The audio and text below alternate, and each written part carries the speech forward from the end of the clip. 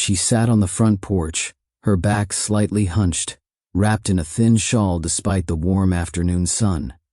Her hands trembled as they clutched a wooden cup of lukewarm tea. You could see every vein on her hands, every wrinkle on her face telling a different story. But there was one story that no one could read from looking at her. One that had been living inside her for almost 30 years. "My name is Martha Kambale," she said, looking directly at the camera with calm eyes, "and I've been pregnant for 30 years. The words hung in the air like smoke. They were unbelievable, impossible. And yet, she said them with the kind of certainty you only hear from people who've lived long enough to stop caring whether others believe them or not. She wasn't laughing. She wasn't joking. She wasn't confused. Martha meant every single word. People in her village didn't quite know what to do with her. Some called her cursed. Others called her blessed. Most just called her strange. They whispered things when she walked past. Children stared. Dogs barked. But she didn't flinch. She had lived through a war, through famine, through heartbreak, but nothing, absolutely nothing, had prepared her for this, carrying something inside her that even the doctors couldn't explain. "I don't even know if it's still alive," she said quietly. "Sometimes it moves, sometimes it doesn't, but I know it's there. I feel it. The world has seen strange things, and medicine has solved many mysteries.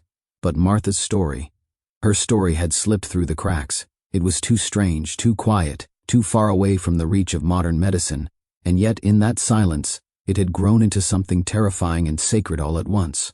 Her home was a mud brick house, at the edge of a small hillside village in the Democratic Republic of Congo, the kind of place where people still fetched water from the river, still believed in spirits, and still treated elders like living gods. But not Martha. Not anymore. She had outlived everyone, her husband, her children, even her neighbors. She was the last of her generation, alone, and carrying something inside her that refused to die and refused to be born. "They say it's a curse," she said, sipping her tea with shaking hands, "but I think it's a message, maybe even a punishment. The village nurse stopped visiting her years ago. The local church prayed over her once, then left her to God, and Martha just kept living, each day like the one before, quiet, slow, waiting. But waiting for what? No one knew when the story started, not even Martha. The details were blurred by time and pain, as if her memory had wrapped them in gauze to stop the bleeding. But she remembered this. Her husband had just died. She was grieving, weak and sick to her stomach. Then came the swelling, the nausea, the tightness in her belly. Everyone, including the village doctor, thought she was pregnant. "That was the last thing I expected at my age," she said. "But I felt it. I felt life inside me. The first test said boy. The second said nothing at all. And the third, there was no heartbeat, no movement, just something, a shadow. The doctor called it a mystery. He refused to operate, fearing she wouldn't survive. Let it be, he told her. It's not growing, but it's not harming you. Maybe it will go away. It never did. Instead, it stayed. And in time, it changed. I don't think it's a baby anymore, she whispered. I think it's something else. People laughed at her when she said that. Others gasped. But Martha didn't say it to provoke. She said it because she believed it. I can hear it move. I can feel it breathing. It wakes me up at night. Sometimes it speaks. Is it madness? Is it trauma? Or could it be something real? Something medical, something scientific, something explainable? That's what we wanted to find out. That's why we came all this way. But as we sat with Martha in the fading light of the afternoon, with the cicadas humming in the distance, and smoke rising from distant cooking fires, we realized this story was not just about medicine. It was about belief, about endurance, about a world that often forgets people like Martha exist, and that when systems fail, when science gives up, when help doesn't come, people survive anyway, especially women like Martha. I'm tired, she said, closing her eyes for a moment, but I'm still here. That might be the most extraordinary thing of all. When Martha spoke of her past, her voice softened, as if the weight of 30 years disappeared for a moment and the young woman she once was peeked through the cracks. She had not always been the frail figure sitting on a porch, clutching a cup of tea.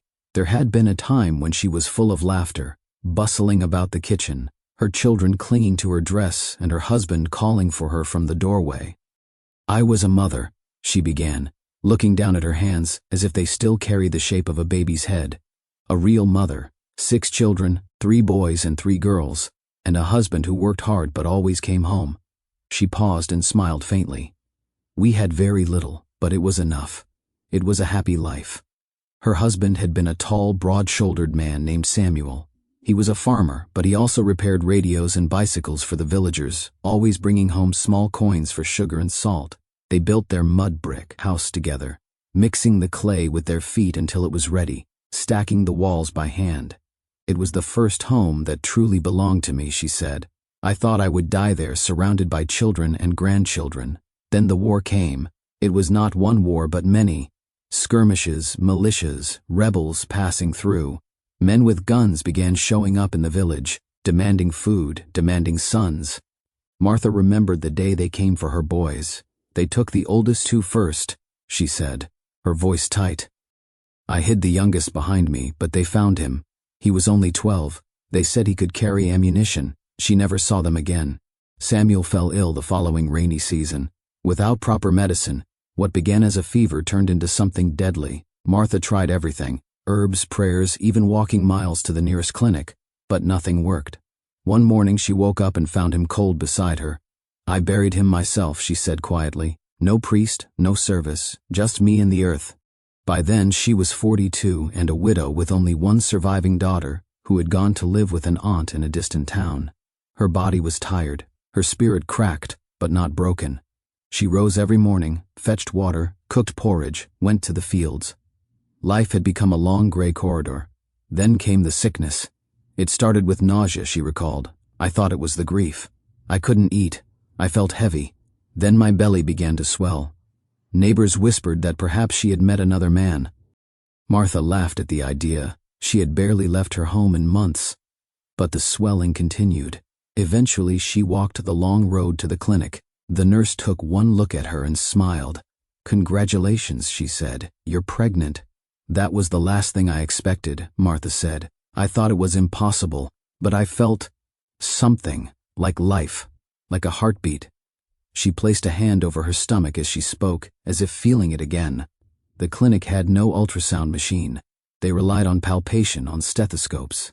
"They told me it was a boy," she said. "I didn't tell anyone. It felt like a secret gift from God after everything I had lost." For the first few months she tried to eat better, resting when she could. She even began to imagine names. She dreamed of a small boy with Samuel's eyes. In those quiet moments before dawn, she pressed her palms to her belly and whispered, "You are my second chance." But the months stretched on, and nothing happened.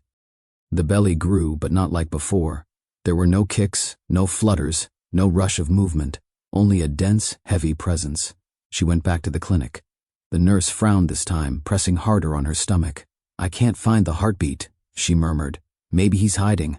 Another month passed, then another. She grew thinner even as her abdomen stayed round. People began to notice. "They asked me if I had eaten something wrong," Martha said. "One woman told me it was a demon child. Another said I was cursed." Finally, a doctor from the city visited the clinic. He examined her carefully, his brow furrowed. "This is not normal," he said. "The pregnancy has stopped. It may be dangerous to remove it." Martha stared at him, stunned. "What do you mean, stopped?" He explained as gently as he could. "The baby might have died inside her. In rare cases, the body sealed the fetus away to protect itself. Surgery would be risky, especially in such a remote place. Without proper equipment, she might bleed to death." He recommended waiting. "Waiting for what?" she asked. He didn't answer, so she waited. Months turned into years. Her belly hardened, the skin stretched thin but never tore. Sometimes it ached like a stone pressing on her ribs. Sometimes she swore she felt something shift, like a fish turning in deep water. Other times there was nothing but a cold, solid weight. "I don't think it's a baby anymore," she said, her voice flat. "I think it's something else." When she told that to the clinic nurse, the woman crossed herself and backed away. After that, no one came to examine her again. The whispers grew louder in the village. Children ran from her. Some adults refused to touch her hand. A few brought food, but left it on her doorstep without knocking. Martha carried on. She cooked what little she could. She sat by the fire at night, listening to the sounds inside her body. Sometimes she heard nothing at all. Sometimes she thought she heard a voice. Once she dreamed of Samuel standing at the edge of the forest, holding a small bundle. "This is yours," he said, but when she reached for it, it turned to ash. Her faith was the only thing she had left. She clutched her rosary beads until the wood wore smooth. "If God gave me this, then he has a reason," she told herself. "If it's a punishment, I accept it. If it's a message, I will listen." And yet, deep inside, a question gnawed at her. What if it's killing me slowly? What if it's waiting?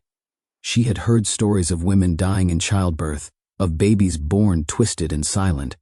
But she had never heard of someone carrying a child for decades. No one had. There was no word for what she was. She was not a mother. She was not a widow. She was something else entirely. She remembered walking to the edge of the village one night, staring at the dark road leading to the city.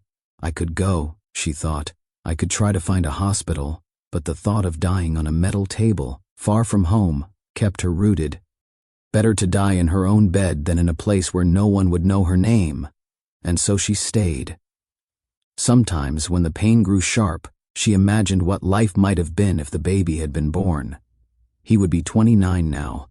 Maybe a teacher, maybe a farmer, maybe he would have children of his own. She imagined him sitting beside her, bringing her food, telling her stories. But when she opened her eyes, there was only the empty house and the silent bundle inside her body.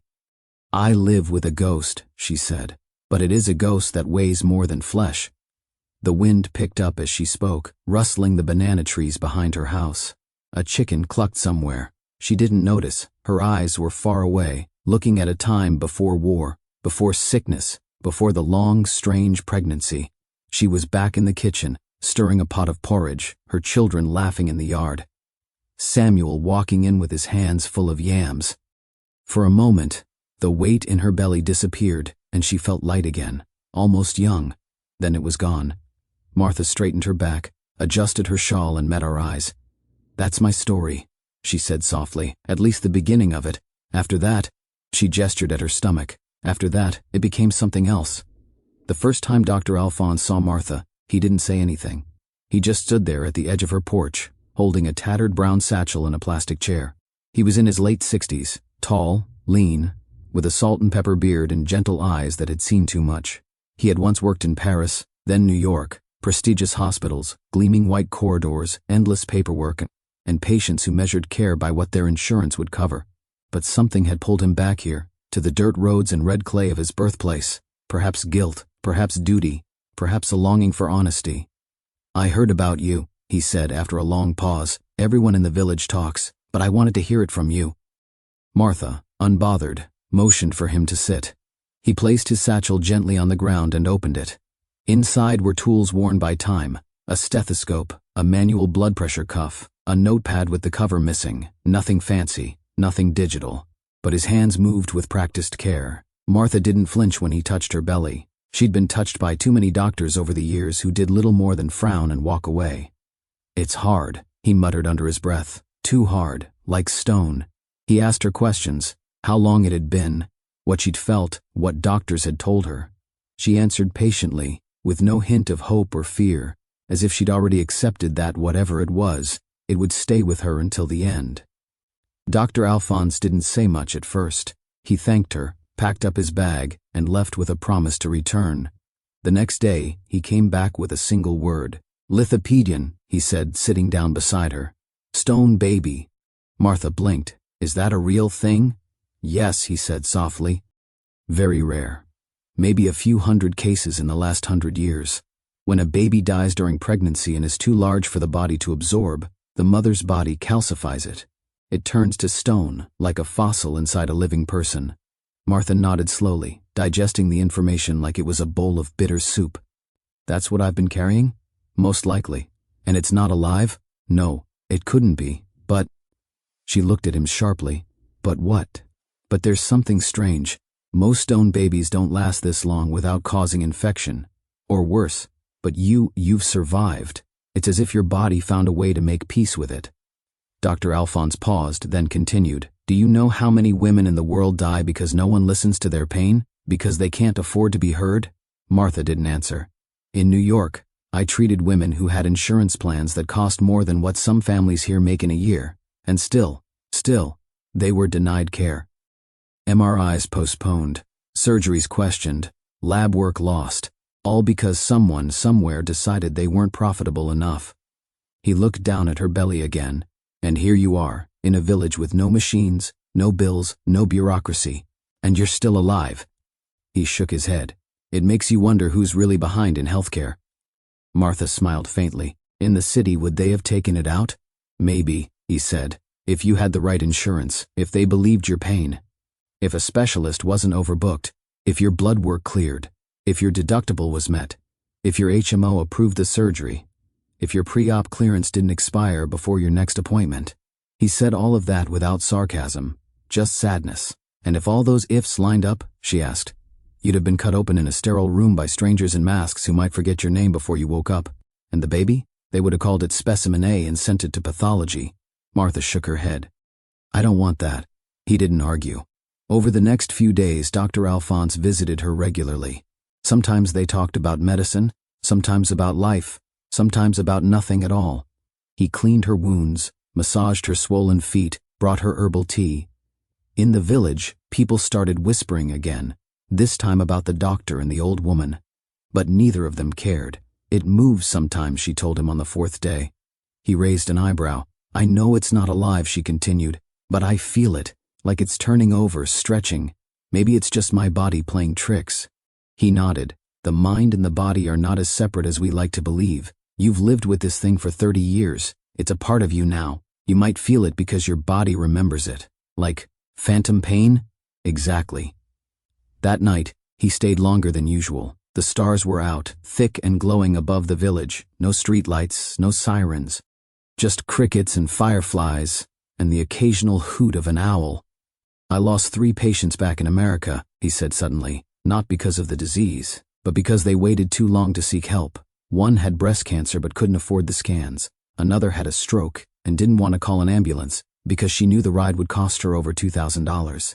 He sighed.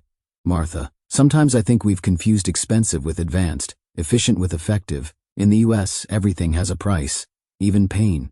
She stared at the sky. Here, everything has a silence. Pain stays inside. Dr. Alphonse didn't reply. There was nothing to say. He had trained in Harvard, interned at Mount Sinai, worked in state-of-the-art facilities. And yet, he'd never met a case like Martha.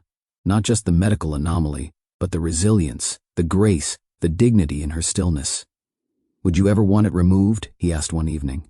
She hesitated. If it meant I would die, then no. And if it could be done safely? She looked down at her hands. I'd want to bury it, give it a name, not let it end in a trash bin. He understood. In America, he'd seen fetal remains treated like waste, bagged, labeled, incinerated. Here, it would be different, sacred. But there was another issue. Even if they could attempt surgery, where would they do it? The village had no operating room, no anesthesia, no blood bank. The closest hospital with those resources was over 100 kilometers away. And even then, would they take her? She's old, the administrators might say. Not an emergency, not worth the cost. He'd heard that before. Martha had none of the things American hospitals asked for. No ID, no insurance, no emergency contact. She wasn't a citizen of a system. She was invisible to it. So for now, they waited. And in that waiting, a strange bond formed between them. A former big city doctor disillusioned by modern medicine, and an old woman carrying an unborn child made of stone. He brought her books. She never learned to read, but she liked the feel of pages. He brought her music. She didn't understand the lyrics, but she hummed along anyway. He brought her sugar cubes, and they laughed like children as they let them melt on their tongues. Each day, they peeled back a little more of the mystery, but the truth was, no scan, no scalpel, no textbook could fully explain what Martha carried inside her. It was grief, yes, but also memory. Maybe even love. One day, as he was leaving, she called out, "Doctor." He turned. "If I die before they take it out," she said, "don't let them throw it away." "I won't.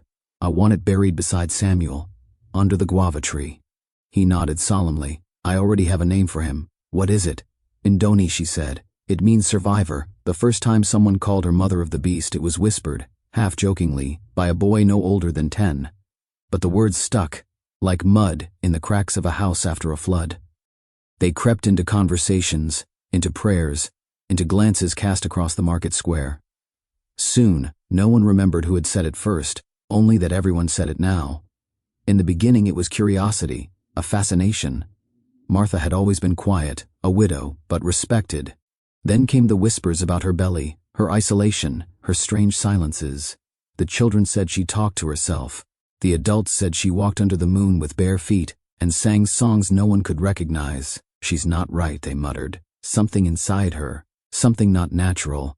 The church came once, a young priest from the city, full of fire and formality, eager to serve God by cleansing what he didn't understand. He brought holy water and incense. He laid hands on Martha's head and prayed in Latin.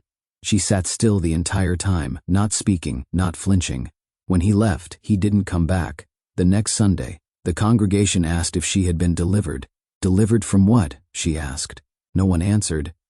Soon, even the faithful avoided her. Mothers pulled their children close when she walked past. Teenagers made the sign of the cross when they saw her silhouette against the dusk. They said the thing inside her moved at night. They said it growled. They said it cried. I don't blame them, Martha said one afternoon, her hands folded on her lap. People fear what they don't understand, and this isn't something I understand either. But she never asked for pity, only space. Dr. Alphonse was one of the few who didn't shy away. He had seen fear dress itself in many costumes. Superstition was just another way for the world to explain the unexplainable. They think you're cursed, he told her once. She shrugged. Maybe I am. He looked at her closely. Do you believe that? She was quiet for a long time. I believe in God, she said finally. I believe he sees me. But sometimes I wonder if I made him angry. It was a strange confession, not blasphemous but honest. Not the doubt of an unbeliever, but the weariness of someone who had waited too long for an answer. I used to think it was a baby, she continued. Then I thought it was a punishment. Now I don't know. In the village, the theories multiplied like flies. Some said the child had died and its spirit refused to leave. Others believed she had been cursed by a jealous woman, or that her husband had performed dark rituals before his death. A few claimed she had made a deal with something old, older than religion, older than the earth itself. They offered solutions: a goat's blood sacrifice, a pilgrimage to the holy mountain, a visit to the river priestess who lived beyond the hills and spoke only in riddles. Martha refused them all. I don't want spells. I don't want potions. If it's meant to leave me, it will. If not, then I will carry it. But carrying it came at a price. At night, she began to dream strange things. A boy with no eyes standing at the foot of her bed. A woman with a mouth full of soil whispering names she didn't recognize. A cradle that rocked itself, though there was no wind. She told no one, not even the doctor. During the day she would sometimes feel the air change, a sudden chill, though the sun burned hot. Birds would stop singing, dogs would bark at empty space. Her body, once used to silence, now felt watched, and still, the movement inside her continued. It doesn't feel like kicks, she said. It feels like shifting, like something adjusting itself. Dr. Alphonse offered explanations: gas, muscle spasms, the brain's way of creating sensation after prolonged trauma. But she wasn't convinced. It knows when I'm sad, she said. It quiets down, but when I'm angry, it stirs. He didn't argue. Some truths were beyond medicine. One morning, she woke up with blood on her bedsheets, not from her body but from her nose, a thin, steady stream. When she tried to stand, her vision blurred, and she felt a heavy weight pressing down on her chest, as if someone were sitting on her. She fell back onto the bed, gasping. Later she told the doctor, it was him. Samuel. He was standing in the corner. He didn't speak, but he was crying. The doctor checked her vitals, examined her thoroughly, and found nothing. It was a dream, he said gently. No, she replied. It was a message. She had dreams like that for several nights after. Her husband, her sons, all standing around her bed, solemn, silent, their eyes filled with something between sorrow and warning. It's almost time, she whispered once, but time for what? I don't know. The village grew more distant. People stopped even looking at her. Some left small offerings at her doorstep, a clove of garlic, a feather, a bone wrapped in cloth, all signs that she was being marked for something, or someone. Dr. Alphonse began to notice signs of spiritual trauma. Her memory faltered, her sleep was restless. She spoke in fragments. "I think the child wants to be born," she said once. "But not into this world. Another time, if I die, don't let it out. Bury us together." And once, in a voice not her own, "It's not a child. It never was." He tried to keep her grounded. Brought her books, herbs, music. But the line between body and spirit was blurring. "I used to believe everything could be explained," he confessed to her one night. "That every symptom had a source. But with you, Martha, I'm not sure anymore." She looked at him, her eyes dark and distant. Maybe it's not about explanation. Maybe it's about acceptance. He didn't know what to say. Martha began preparing for something. What, she didn't say. She swept the house, washed her bedsheets, folded her old clothes into neat stacks. She asked the neighbor's daughter to bring her white cloth, to line a small wooden box she kept under the bed. "What's the box for?" the girl asked. "For rest," Martha replied. The girl didn't understand, but obeyed. "Doctor." Alphonse noticed she no longer resisted the movement inside her. She welcomed it, even spoke to it. "It's part of me," she said. "Like a shadow. You can't remove a shadow. The village held a meeting. They wanted her gone. She brings sickness, they said. Misfortune. She's not natural. She's cursed." But no one dared tell her to leave. There was fear in their anger. The kind of fear that came from believing something bigger than them was watching. Martha stayed. One evening, during a storm, she lit a candle and sat by the window, whispering prayers in a language older than French, older than Lingala, the tongue of her grandmother, now mostly forgotten. Dr. Alphonse arrived just after midnight, soaked, holding a bottle of medicine. He found her sitting still, eyes closed, the candle flickering low. "I'm ready," she said. "For what?" "For him." The doctor stepped closer. "He's coming," she whispered. "Not to be born, to be freed." He reached for her pulse. It was faint. "You need rest," he said. "I've been resting for 30 years, she murmured. "Now it's his turn." The wind howled outside. The rain pounded the roof. The candle flickered out. In the dark, Martha whispered a name. Andoni. The doctor stayed by her side until morning. Long before anyone called her cursed, before the rumors grew teeth and tore through the village, Martha had already begun her quiet descent into solitude.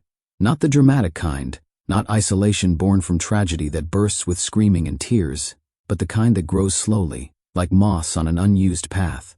The kind that wraps itself around your days so gently you don't realize it's strangling you until it's too late. Her house was silent. No laughter, no footsteps, no pots clanging against the fire. Just the creak of the wooden beams as the sun shifted overhead, and the soft breath of wind through cracked windows. In her younger days, the home had been full. 6 children once filled every corner. Samuel's voice echoed through the walls, asking for salt, calling out for more tea. But now the only sounds came from outside. Goats bleating in the distance, village boys playing football with a bundle of rags, radios crackling with distant music. No one came to visit anymore, not really. There were days she didn't speak at all. Food had become a memory more than a routine. She lived on maize porridge when she could get it, wild leaves when she couldn't. There were no markets nearby, and she had long lost the strength to walk the distance. Once a week, if she was lucky, the neighbor's daughter would bring her a small bundle of food, groundnuts, cassava, a mango. But sometimes even that stopped. "People have their own families to feed," Martha would say aloud to no one. "I am not their burden." And yet, there were days she didn't eat at all. She never begged. Pride, like hunger, had carved itself deep into her bones. When the pain in her belly came, she did not cry out. She bit the inside of her cheek and waited for it to pass. Sometimes it would last minutes, sometimes hours. Once it made her faint. She woke on the floor hours later, alone, the dirt pressed into her cheek like cold skin. She rarely told Dr. Alphonse the truth about her pain. He asked, yes, with concern in his voice. But Martha had learned long ago that the body can be ignored if the spirit wills it. "I'm fine," she always said, still breathing. But breath was not the same as living. The nights were worst. Sleep came in fragments, broken by dreams and the constant turning of something inside her. A stone, a spirit, a memory. She no longer tried to name it. She would lie in bed and listen to the wind, to the groaning wood, to the strange noises her body made. Sometimes she spoke aloud just to hear a voice. She talked to Samuel, told him about her day, about how the chickens had escaped again, or how the neighbor's boy had kicked a football into her garden. She talked to the child, the thing, growing cold and solid inside her. "I don't hate you," she would whisper, "but I don't understand you." There were moments she imagined opening her belly with her own hands, just to see what had grown there all these years, but the thought vanished as quickly as it came. She wasn't suicidal, just exhausted, and still, the world turned without her. Villagers passed her home like a haunted house. Some claimed she had brought death into their land. Others said she kept the rains away. When the local well dried one month, someone etched a small cross on her door. She wiped it off in silence. No one helped her fix the leaking roof when the rainy season came. No one offered to carry water. She was a ghost among the living, a shadow mistaken for a curse. One afternoon, as she sat watching the sky turn pink, a small boy approached her house. He stood 10 feet away, holding something behind his back. She said nothing. Neither did he. After a few minutes, he took one step closer, then another. Finally, he placed a half-rotten banana at her doorstep and ran. Martha looked at it for a long time before picking it up. It was bruised, soft, barely edible. She ate every bite. There was no anger in her heart, just tiredness. Sometimes she wondered what she had done wrong. Was it pride? Was it grief? Was it something from before she could even remember? But those thoughts never lasted long. She had trained her mind not to wander too far, because wandering leads to longing, and longing leads to pain. Still, even pain would have been a change from the numbness. She felt like a candle burned to the end of its wick, flickering, faint, ready. And yet, she endured. "I don't know why I'm still alive," she told the doctor one morning. He looked at her gently. "Maybe you're waiting for something." What? A kind of peace. She thought about that. Peace. What a strange word. Once, peace meant a family meal, a husband's laughter, children sleeping safely in the next room. Now peace meant something else, a release, a return, an ending. But still, she endured. She woke each day. She cleaned her face. She straightened her shawl. She sat on the porch and waited. For food, for death, for God, for the thing inside her to make a decision. Some days it rolled. She could feel it, like it was stretching, reminding her it was still there. Other days it slept. Or maybe she simply couldn't feel it anymore. Once she sat in total silence for 8 hours, not moving, not blinking, just listening. To herself, to the world, to the emptiness. And in that stillness, she heard something, not a voice, not a sound, but a feeling. A whisper not made of words. You are not alone. She didn't know where it came from. Not heaven, not hell, not even her own mind. But it was enough to make her breathe again. Enough to rise. Enough to live another day. The storm came without warning. It began as a restless wind that scattered dry leaves across Martha's porch, then built into a sudden burst of cold air that made the trees bow and groan. The sky turned an unnatural color, bruised purple and gray, like a wound about to split open. Thunder rolled in the distance, low and menacing, and before long, rain began to hammer the earth in sheets. Martha was lying on her bed when it started, the thin roof above her leaking in the same familiar places. A shallow puddle had already begun forming by the door, but she didn't move to fetch the bucket. Her hands gripped the edge of the bed, her body stiff, her face pale. The pain had started earlier that day, dull and deep, like a muscle being twisted. But now it had grown teeth. It stabbed, it roared, and for the first time in many years, Martha screamed. The sound pierced the rain, sharp and sudden, sending birds scattering from trees. In the house next door, the neighbor's daughter dropped a pot in shock. Another scream followed, louder, then silence. By the time Dr. Alphonse arrived, his clothes soaked through, shoes caked with mud, Martha was half conscious, her lips pale, sweat pouring from her forehead. "I thought I was dying," she whispered. "You might be," he said honestly, kneeling beside her. "But not tonight. Not if I can help it." Her belly was harder than ever, tense like stone beneath her skin. But something was different. There was a swelling along one side that hadn't been there before, bulging, pressing outward as if something inside her wanted out. The doctor did a quick assessment. Her pulse was weak, her breathing shallow. The whites of her eyes were tinged yellow. Her body had held on long enough, but now it was breaking. "We have to move you," he said. "No hospitals," she murmured. "This is not a choice," he said. "It's time." She didn't argue again. The neighbors helped, at first hesitant, then frantic. Even the ones who had called her cursed now came running, drawn not by compassion but by the sheer urgency of the moment. Death has a way of making people human again. They placed her on a wooden stretcher, wrapped in plastic to shield her from the rain, and carried her through the mud-soaked paths toward the main road. A rusted pickup truck waited, its headlights flickering like half-closed eyes. The nearest hospital was 70 kilometers away, a government facility in the regional town of Bukavu. The road was bad on a good day. Tonight it was a river of mud and fallen branches, but they went anyway. The truck rattled and groaned with every pothole. Inside, Martha drifted in and out of consciousness. Sometimes she spoke, though her words made no sense. Fragments of prayer, names of her children, pieces of lullabies. At one point she opened her eyes and whispered, "He's coming." Dr. Alphonse leaned close. "Who? My son? Ndoni?" She smiled, then slipped back into the dark. When they arrived at the hospital, the nurses were overwhelmed. It was already a full ward. Women giving birth in the hallway. Men bleeding from motorcycle accidents. Children coughing with fevers no one could name. No room, no beds, no time. But Dr. Alphonse didn't wait for permission. He shouted for gloves, for a gurney, for saline. He cursed in French and Swahili. He threatened. He begged. Finally, they cleared a space in a storage room, placed Martha on a thin mattress, and hung an IV bag from a bent nail on the wall. A young doctor entered, tall, nervous, his white coat too clean. "What's the diagnosis?" he asked. "Lithopedion," Alphonse replied. The young man blinked. "That's not possible." "It's rare," Alphonse snapped. "Not impossible." They argued in low tones, about imaging, about surgical risk, about liability.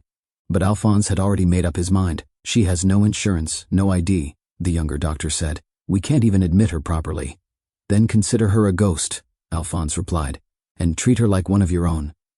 By morning, the rain had stopped. The sky cleared, pale and washed out. Inside the makeshift operating room, everything was ready. Martha was barely awake. "Do you want this?" Alphonse asked her, one last time. Her eyes fluttered open. "Yes, but bury him. Promise me. I promise." She nodded once. The anesthesia was given. Machines beeped slowly, rhythmically. The nurses stood at their stations, tense. The young doctor took a deep breath and began the incision. The surgery lasted over 2 hours. When they opened her abdomen, they found it exactly as Alphonse predicted. A calcified mass, shaped unmistakably like a child curled in sleep.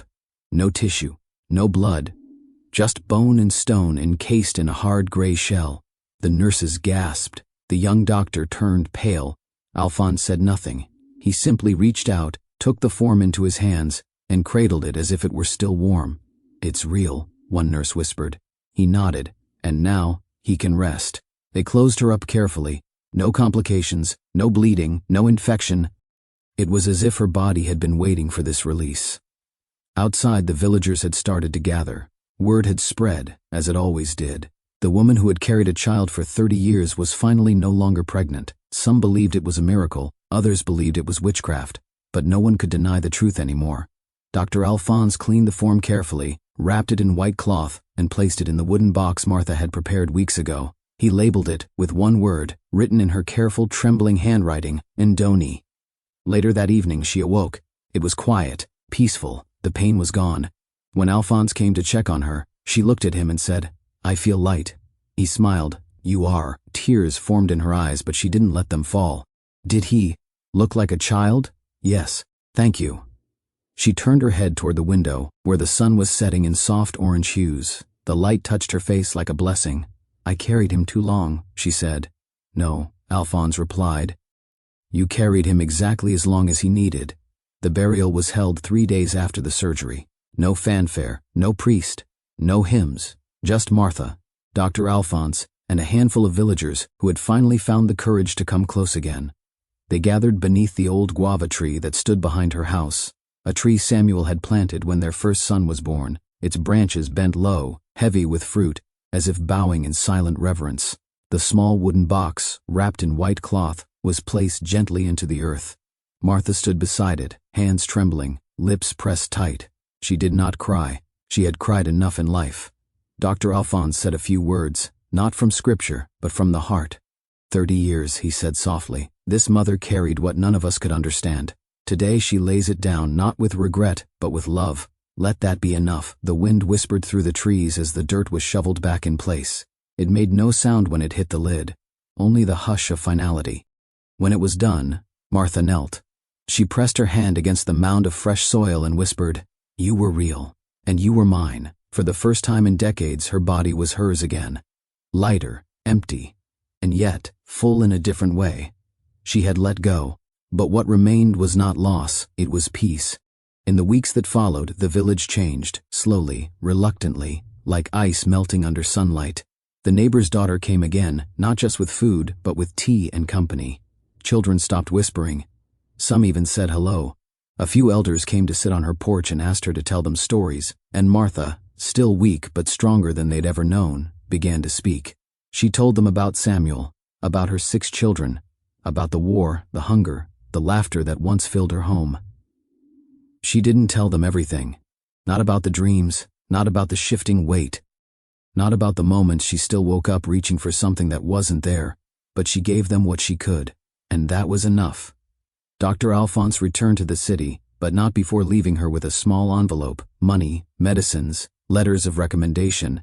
He had contacted a clinic that might offer continued care should she ever need it, and before he left, he sat beside her one last time beneath the guava tree. "You're a miracle," he said. She shook her head. "No, just a woman who lived. That's what makes you a miracle." He reached into his bag and pulled out a photo, black and white, faded. It showed a younger version of himself, standing with a woman and 2 children. "My wife," he said, "and my sons. Gone now." Martha took the photo gently. "I'm sorry." He nodded. "We carry things, don't we? Even when we don't know how." "Yes," she said, "but not forever." He left the next morning, and she watched him go from her porch, the dust rising behind his vehicle. She never saw him again, but she remembered him every day. A year passed, then 2. Martha aged, but differently now. Her steps were slow but steady. Her hands still trembled, but they cooked again. Her eyes had the same weight, but beneath it a quiet glow had returned. People in the village stopped calling her names. Some called her Mama again, others just called her Strong, and once, on a particularly warm afternoon, a little boy brought her a guava from the tree she had buried her son beneath. He didn't know the story. He just smiled and ran off. She held the fruit in her hands for a long time before eating it. It was sweet, sweeter than any fruit she remembered. And Martha never became famous. No news story ever ran her name. There were no headlines. No doctors from abroad came to marvel at her condition. And yet, somehow, word traveled.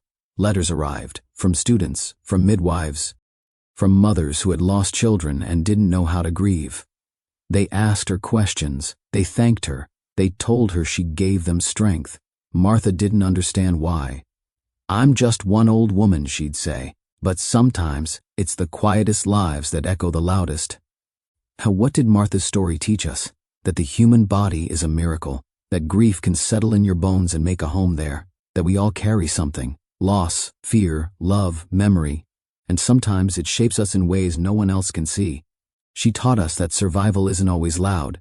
Sometimes it's just a woman getting out of bed every morning despite everything. She taught us that health, care isn't just machines and medicines. It's listening, it's belief, it's not turning someone away because they don't have the right card or the right kind of suffering.